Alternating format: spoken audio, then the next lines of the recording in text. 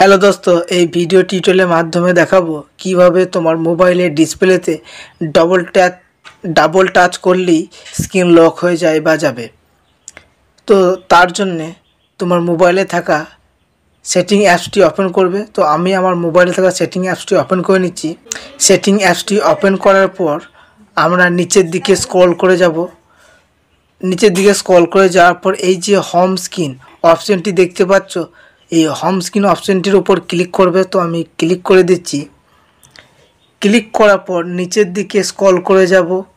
তো নিচের দিকে স্ক্রল করে যাওয়ার পর এই যে double tap two lock screen লেখাটি দেখতে পাচ্ছ, তার ডান দিকে যে অফ বা অন আইকনটি রয়েছে সেটি অন করে দিবে। তাহলেই মোবাইলের ডিসপ্লে উপর ডাবল টাচ করলে স্ক্রিন লক হয়ে যাবে। তো আমি অন করে দিচ্ছি।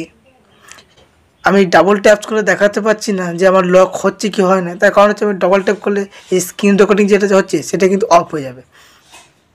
সো দোস্ত, তোমরাও এভাবে তোমাদের মোবাইলকে ডাবল টাচ করলে স্ক্রিন লক হয়ে যায় অপশানটি অন করে নিতে পারো। ভিডিওটি তোমার কোনো উপকার এলে ভিডিওটিকে লাইক করে দেবে, এবং তোমার এই ভিডিও সম্বন্ধে কোনো প্রশ্ন বা জিজ্ঞাসা থাকে তাহলে অবশ্যই কমেন্ট করবে। আর এই ধরনের হেল্পফুল ভিডিও পাওয়ার জন্য চ্যানেলটিকে সাবস্ক্রাইব করে পাশে থাকা বেল আইকনটির উপর ক্লিক করে দেবে। And thank you for watching this video.